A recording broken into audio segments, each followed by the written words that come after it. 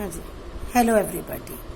Today we will do our last topic from this heat chapter, thermoflask.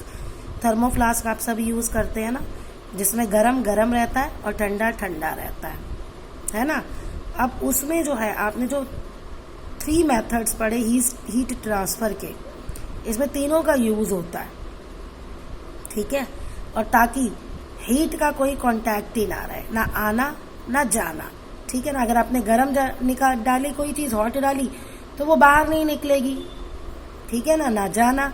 अच्छा, ठंडी डाली तो वो हीट कहीं से इसमें आ नहीं सकती, तो वो हीट एब्जॉर्ब करेगा नहीं। तो यानी कि गरम का गरम और ठंडे का ठंडा। अ thermoflask is a special type of vessel which keeps hot liquid hot and cold liquid cold for a long time.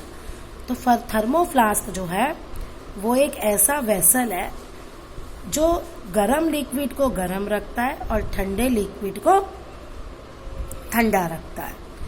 It is made in such a way that it reduces the loss और gain of heat by conduction, convention and radiation to a minimum level in the following manner. अब इसको इस तरह से बनाया जाता है कि इसमें ना हीट का लेना हो पाता है, ना हीट का देना हो पाता, यानी ट्रांसफर हीट का हो ही नहीं पाता, ना वेसल से बाहर ना वेसल के अंदर। तीनों जो मेथड्स हैं जिनसे हीट ट्रांसफर होता है, इसका स्ट्रक्चर इस तरह से होता है कि ये उसको बहुत कम कर देता है। अब वही हम देखेंगे कैसे। A thermoflask consist of doubled wall glass bottle.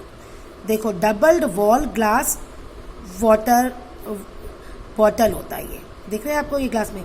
Glass is chosen as material for making thermoflask because it is a bad conductor of heat. अब हमने यहाँ ग्लास चूज किया।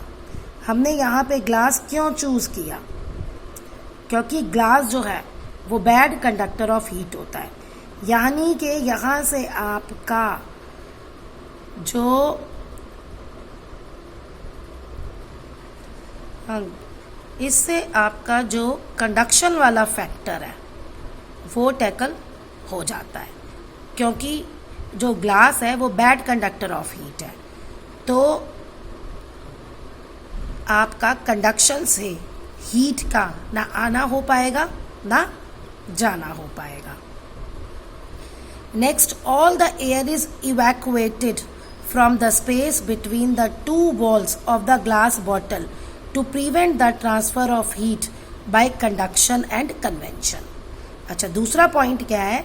जो बीच की जगह है उसमें एक वैक्यूम क्रिएट होता है। तो वैक्यूम क्रिएट होने से जो उसके अंदर कन्वेंशन प्रोसेस है, जो air through convention heat transfer करती है, वो वाला भी खत्म हो गया। क्यों? क्योंकि अब वैक्यूम क्रिएट हो गया, तो कंडक्शन और कन्वेंशन दोनों ही को हीट ट्रांसफर करने के लिए मीडियम की जरूरत होती है, जो यहां से मीडियम आपका हट गया। The surface of a doubled walled glass bottle is silvered like a surface of a doubled glass bottle is silvered like a mirror. This is done to reduce the transfer of heat by radiation. You know that a shiny surface is bad absorber and also bad emitter of the heat.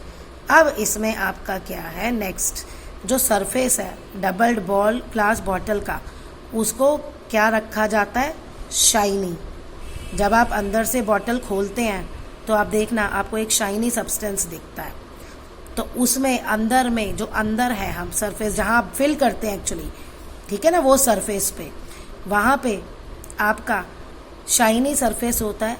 तो वो क्या होता है? Bad absorber होता है, ठीक है ना। वो एब्जॉर्ब हीट को नहीं कर पाएगा, सरफेसेस के पास नहीं ले पाएगा, आगे नहीं दे पाएगा, और बैड एमीटर भी होता है।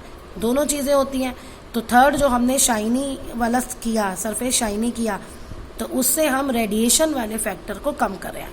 ऊपर हमने कंडक्शन और कन्वेंशन वाले कर दिए ग्लास ट्यूब लेके, और ग्लास ट्यूब के अंदर वैक्यूम क्रिएट करके। अब वॉल्स को, उसको साइड को हमने शाइनी बना दिया, रेडिएशन वाला फैक्टर हमने उसका टैकल कर लिया। Plastic stopper is fitted in the mouth of the flask. अब प्लास्टिक स्टॉपर देखो, फिर ऊपर प्लास्टिक कैप देखो, है ना। This is done to reduce conduction of heat. अब ये कंडक्शन को कम करेगा, क्यों? क्योंकि प्लास्टिक जो है वो बैड कंडक्टर होता है, तो ये हीट को अंदर ही रखेगा। हाँ जी। अब देखिए, glass bottle is held inside the metal case with the help of cork piece. आप देखना पहले उस डायग्राम में देखना पीछे कि नीचे जो है उसके कॉर्क पीस लगा है। कॉर्क पीस भी ये है कि prevent the transfer of heat by conduction. अब कंडक्शन से जो नीचे का सरफेस है ना ग्लास से, वहां से हीट ट्रांसफर ना हो, क्योंकि कॉर्क जो है वो बैड कंडक्टर ऑफ हीट होता है। अब इसमें सब तरीके से जितने भी तरीके थे, कंडक्शन, कन्वेंशन, रेडिएशन, तीनों को हमने टैकल कर लिया कि ना हीट अंदर आ सके ना हीट बाहर जा सके। Thus the transfer of heat into and out of the thermoflask is very less. ना तो हीट अंदर आएगी ना हीट बाहर जाएगी।